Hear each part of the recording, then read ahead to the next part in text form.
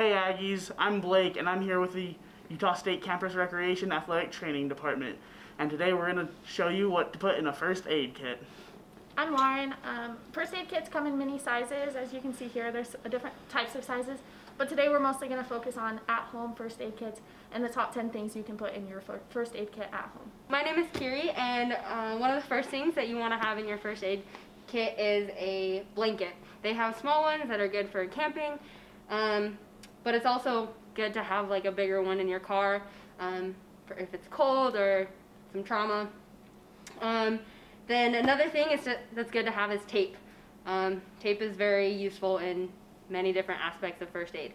It helps with bandages and taping anything together. Then we also have some medication. We've got things like Aleve or ibuprofen. Another good one is like an alcohol prep pad to just clean the area. So it's sanitary. Can have things like antibiotic ointment or hydrocortisone, anti-itch cream, anything like that. Just helps make the whole situation a little bit more comfortable for whoever is being treated. Other important things to have is like an instant cold pack or ice pack.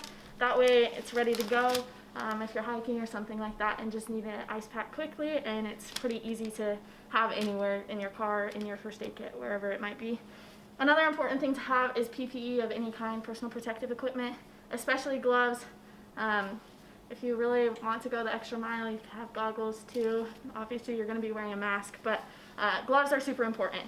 We also have scissors of any kind.